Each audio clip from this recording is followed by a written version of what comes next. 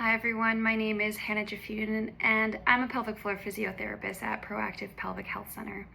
In today's video, we're going to be talking about endometriosis. It's something that affects 1 in 10 women in Canada, and it occurs when tissue similar to the lining of the uterus is growing outside of the uterus. While it can look different for everyone, it's commonly associated with painful periods, bladder and bowel dysfunction, pain with intimacy, reduced mobility and flexibility, and a significant impact on quality of life. One thing that isn't talked about enough is what persistent pain does to the muscles of the pelvis. When you've been experiencing pelvic pain for months or years, your pelvic floor muscles naturally tighten to protect the area. This is a normal protective response from your nervous system.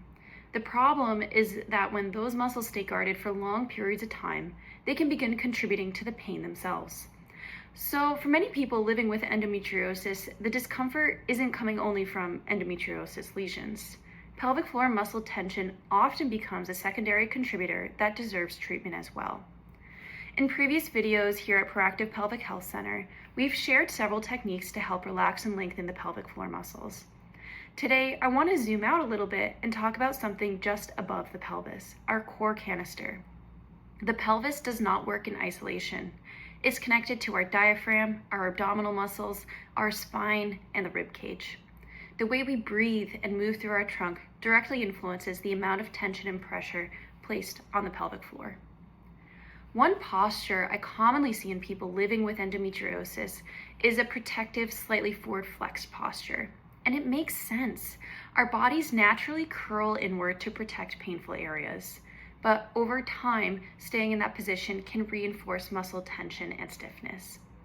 That's why some of my favorite exercises aren't aggressive stretches.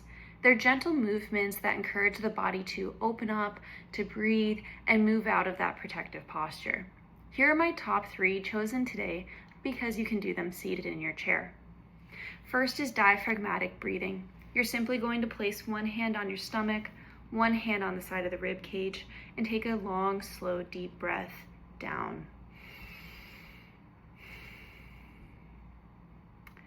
Now, what this does is deep breathing is allowing your diaphragm and the pelvic floor to move together, helping to reduce unnecessary muscle guarding while also calming the nervous system down. Secondly is seated thoracic extension. You're going to place your hands behind the back of your head, rest your back onto a chair, take a long, slow, deep breath all the way in, and then all the way out as you start to extend.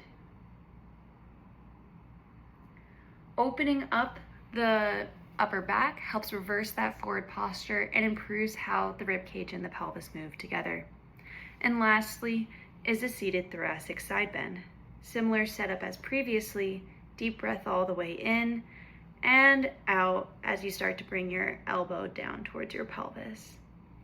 This gently improves mobility through the sides of the trunk and the rib cage, encouraging a more balanced movement pattern and reducing tension throughout the entire core canister and subsequently putting less pressure and tension down through the pelvic floor. Remember, these movements aren't about stretching harder. They're about helping your body feel safe enough to let go of unnecessary tension. If you're living with endometriosis and continue to experience pelvic pain, bladder symptoms, bowel symptoms, or pain with intimacy, working with a pelvic health physiotherapist can help determine whether pelvic floor dysfunction is contributing to your symptoms.